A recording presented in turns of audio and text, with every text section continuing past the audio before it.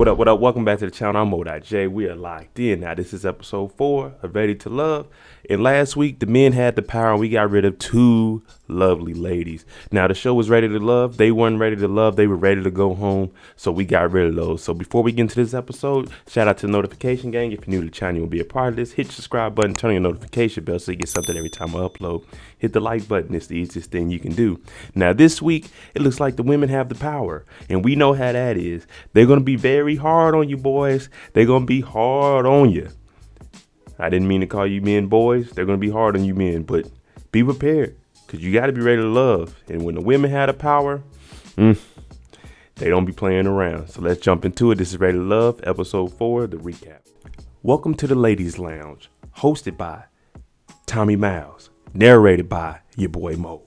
Now, this is where the ladies can come in here. They can ha-ha, they can kiki about the men. And they have a safe haven where they're able to talk about anything. I like this about them. I don't like this about them. But Tommy comes in and he tells them straight up, this week, it's about diving deep, ladies. You guys have the powers. So you guys are going to go to their house, see how they're living, actually interact with them, do some investigation, and find out who these men are. The ladies have the power. And like I told you, they're about to dig deep and find out all kinds of things that you wouldn't be able to see just on the surface level. And the ladies, they're loving this. They are loving this. We're going to see how this plays out for my men.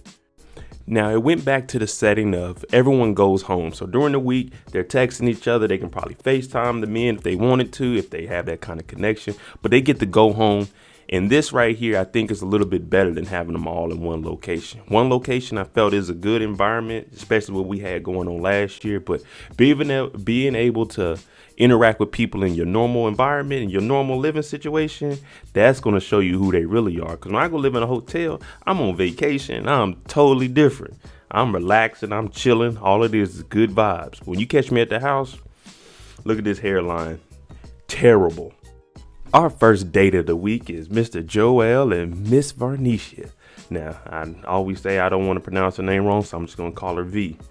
But they come over. He has breakfast made. Okay, we got some eggs in there. We got some bacon. And they sit down and they automatically hit it off. As soon as she comes over, Joel answers the door and he's like, oh my goodness, don't let go. Don't let go. He hugging her down. He's like, okay. He has a real genuine connection with her. Now they get there. They start talking about their family and how they could have a easily blended family. Now she's a mother of 3. He has his 2 twins and it just fits. You know, they have a good conversation and everything is working. Now they go into his wife passing and she's asking him, does it feel like it changed you for the better or for the worse? And he said, I can't say that it drew me to either side, but he still wants to move forward and find someone he loves. Now his connection with her is how she's such a good mother with her 3 kids and they're drawn into that, and vice versa with her. She's like, I have a connection with him because this is somebody that seems super genuine and has been through what I've been through and overcame everything. So I'm telling you, the connection between these 2 were good. And she's saying she really doesn't have a connection with anybody but Joel. As far as on this level, it may be some smaller stuff, but on this level, my boy is winning. And I must say, he is the smoothest one. Fellas, y'all got a lot of competition. Next up is Alexis Fly Jones and old school Troy. Now we called you out on that last week. Got to be a little careful with all this kissing on the women, man. You got to cut that out, man. But Alexis is talking about how he offered to take her on a trip for her birthday, but she also hearing that he's telling other women the same thing. Now, she said she has to go on a date with him and she made like a little face. So it's looking like they're setting up these dates so that people may not have that much of a connection, but they got to go on dates with certain people for the show. But when she gets here, she like, look, you're not going to throw me in the same category as all the other women offering everybody a trip, because he did offer Andrea a trip last week and talk about conceiving kids on the first trip. Troy, slow it down, brother. But my thing is, if you weren't interested on this date with Troy, I know it's for the show, you should have told him, hey, I'm good on Troy. Troy. Now, he's been trying to call Alexis. She ain't answering because a little birdie told her that not only did he tell her she was his number 1, he's been telling everybody that. And then she gets into, yeah, have you been kissing other girls? And he's like, no, I haven't did that. And she's like, no, that's what you did. You just kissed me today. And we also know he said that's my signature move. And we all told Troy, chill on that. But back on Alexis, it's a dating show. Of course, everybody's going to be your number one when you're talking to him. So she gives him slack for that, and I respect that from her. But if you don't want anything to do with this man, then why are you here asking him who his number one is?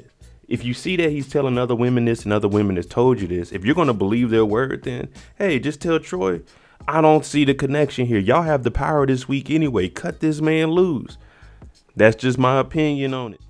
Next up is Amber and Chris. Now, Amber says she's excited to go on a date with Chris. She's not a fan of group dates. Now, I'm not really a fan of group dates either, and I can understand where she's coming from. But then she also takes another jab at Troy and says men, they aren't good at multitasking. The last day she had, it was her, Troy and Andrea, and he was over there talking about the trip to Italy. So Amber's like, I'm finally glad I get a date with Chris. Now, Chris, on the other hand, he's like, ooh, Amber came in looking good, and he said that she's attractive. She has a funny personality like he does and makes him smile and laugh. So let's see where this day goes.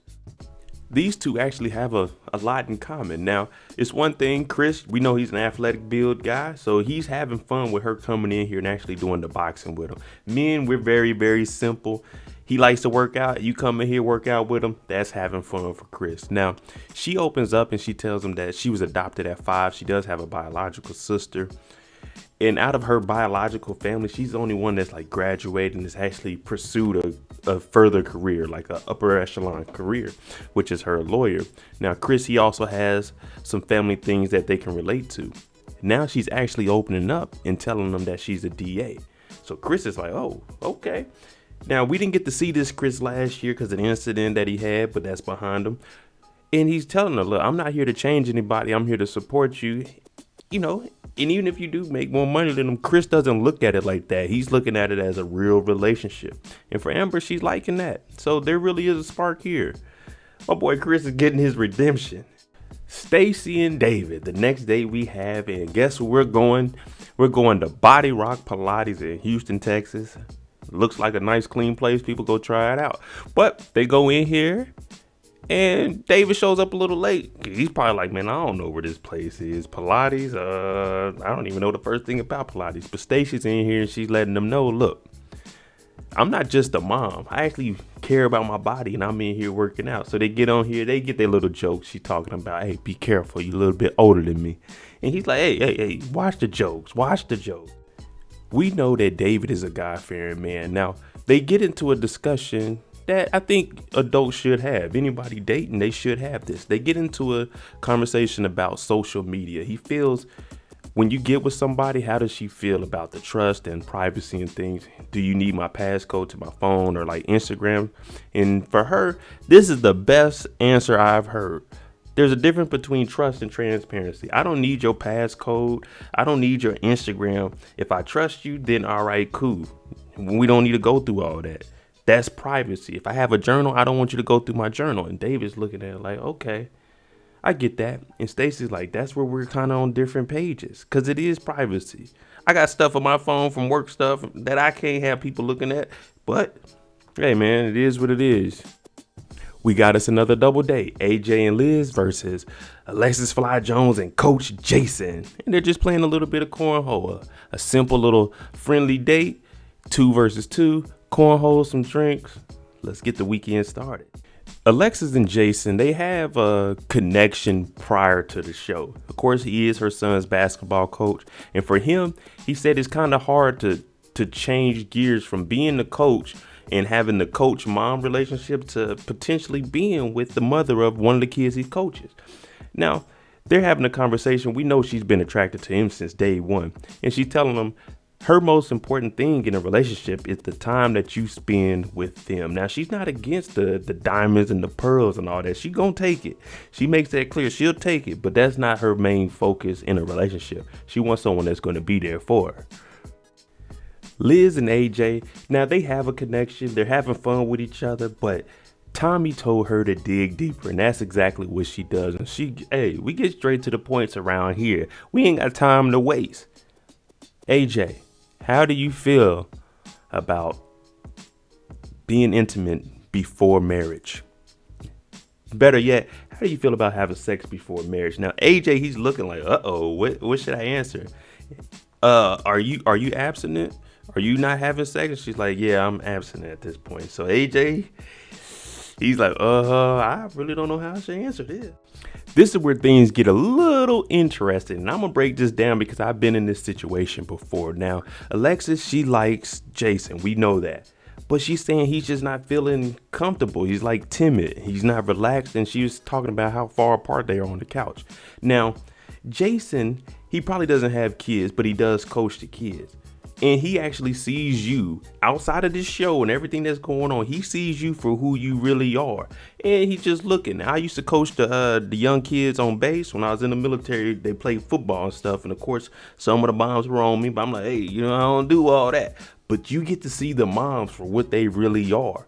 You get to see the real person outside of this TV show. You see how they act and what they do.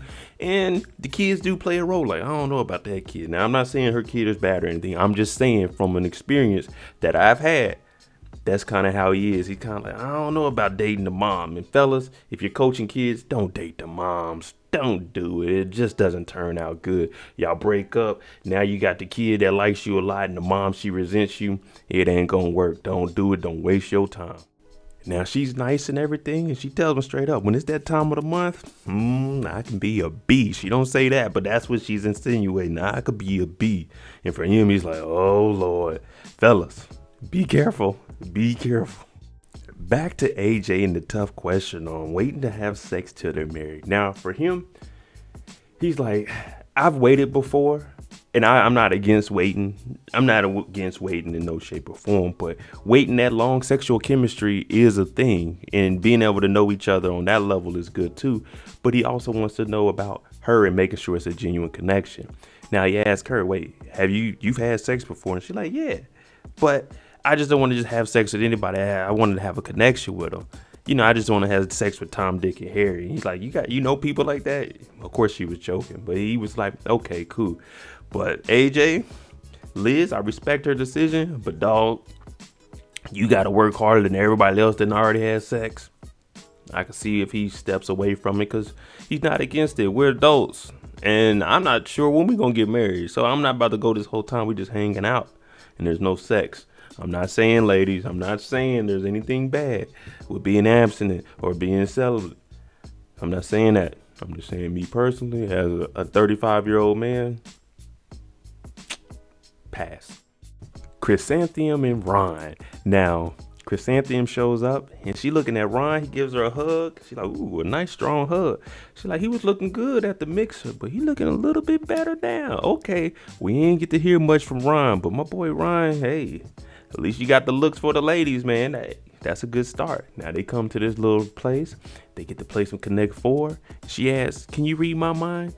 And Ron, being the smooth gentleman he is, yeah, I think I can. The day's going good. Chrysanthemum beats him in Connect 4. They come over, play Jenga. Now, Jenga, you got to watch out playing Jenga with her because she pulling them blocks fast and just throwing them at the top. Like, oh, but they start opening up to each other. And he explains that him growing up at 18, he was in jail and he figured I didn't have any guidance or anything. I needed to go to college and make something out of myself. And Chrysanthemum, she's saying at this point in life, she's getting older. She wants a helpmate. She wants someone to be with to carry on the rest of her life. She wants the man to be the protector, the provider, and be there for her. And Ron's like, hey, the protector and provider, that's the easy part. Now, man could be all that, but you gotta fall in line and let this man be the leader. You can't be all in the man ear. He gonna be the leader. He gonna be the leader, and you just follow this man. Now, these two, they have a very good connection, and I'm liking the way it goes. Of course, Chrysanthemum, she's very attracted to him. And Ryan, he got his stuff together. I was about to say shh, but he got his together. You know what I'm saying? So these two, we got to watch out. Ryan, you number one in her book. David and Liz are our next two on the date. Before I get into this, y'all got houses this big out there?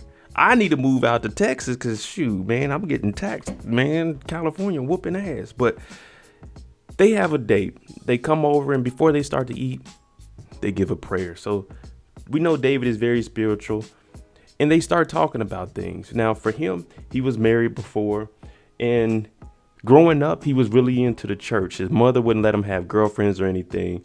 But as he got older, he stepped away from the church and then he found his way back. And now he's talking about his 2 marriages that he had. He had the first one, he was married young. He didn't know how to be a husband. The second one, they were only together for a year. So he doesn't want anyone that's going to walk out on him. He wants to be there for his wife and he wants them to love him for who he is. And you got to respect a man that knows where he was and where he's trying to be. And then Liz goes into her. Now, she hasn't been in a relationship in 17 years, people. 17 years, a real relationship, a committed relationship. Now, there was situationships in between there. See, AJ, you didn't hear that part. It was just she had sex, but she's, not trying to. But her connection with David is so much stronger because they both had that spiritual belief. And, hey, they both attractive. Why not? Why not make it happen? You guys both have the same beliefs. You guys are both trying to have the same end goal. Make it happen. Make it happen. All right. Y'all know what time it is. The liberation time. All the women come in looking good. All the women, they seem to all have a good connection with each other. There's no drama amongst the women. But they want to know, what'd he tell you? What'd he tell you? He told me this. He said that to you?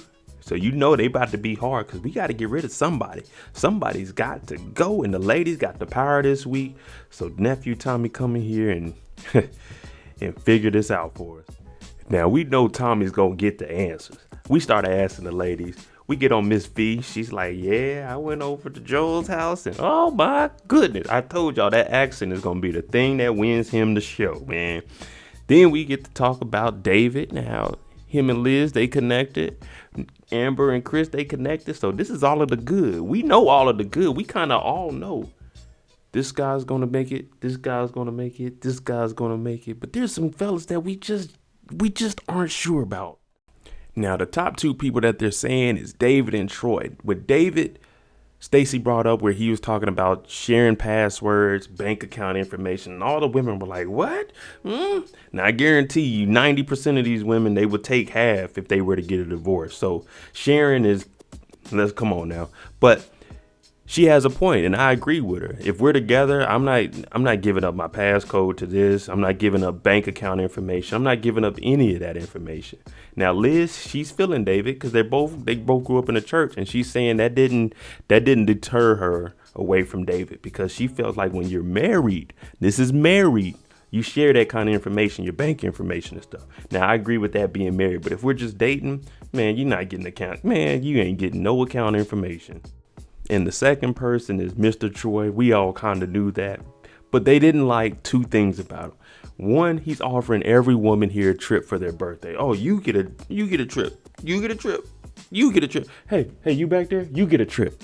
And also him kissing on all the ladies. Come on, Troy. I know you ain't supposed to do that. Now I know that's just your greeting and your secret move, but man, that thing's gonna come back and bite you, bruh. And we know when we let somebody go, one of you ladies got to go and let that man know you're not ready for love. They send Stacy to talk to Troy about this. Now, these 2, they haven't ever connected, but he wants to get to know her a little bit more, but this ain't the time or day. This is elimination. Now, me personally, if they were to call my phone, hey, Mo, yeah, we need you to go on a date. I look at the calendar. It's Friday. It's the end of the week. Nah, I'm good on that. Y'all not about to cut me. I'm just going to stay at the house. I'm not about to. Yeah, I'm good. Thanks, y'all. Thanks for the opportunity. But he goes up here and Stacy lets him know, like, hey, man, those kisses, nah, the women didn't like that.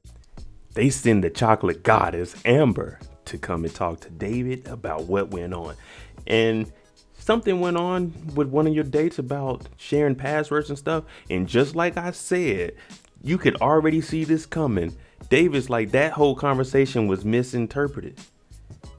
Whenever you have someone relaying the message, they're never going to give you the proper thing. And when you're talking to somebody about finances and all that personal stuff, it needs to be kept between you two. Outside people hearing it will take it and misconstrue it and go a whole other way with it. The same thing we seen last year with Naya and Chris with the finances. You two talk about it. You don't need outside people because outside people always lead you astray. Stacy's breaking my boy Troy down. Now, Troy is an OG, and she just saying, the ladies felt like you were disingenuous. You know what I'm saying? Like, you being the cake daddy and you're off on all these trips. Now, not one of these women turned down a trip. They probably would have took the trip if they were in an outside setting, but that's neither here or there. But they didn't like all that. And then Troy tries to backtrack like, yeah, man, I know. I woke up that morning, was like, damn, who was that? Nah, Troy, it's over with, brother. The ladies feel you are not ready to love. Exactly what I was saying earlier. In a relationship, no. But at being married, you need to have that transparency. See, David knew exactly what he was saying. Stacy took it wrong, relayed the wrong message to people, and left out what the whole conversation was really about. He's talking about during a marriage, as a partnership, knowing each other's stuff. He's not saying I'm just going to give you my password or I need your password. He's saying if you ask for it, you can have it. See, when you actually listen to the person that said it and hear what they actually say. But long story short, my man's ready. He's ready for love, ladies. He is ready for love, and he's here to stay. All right, there you go. Episode 4.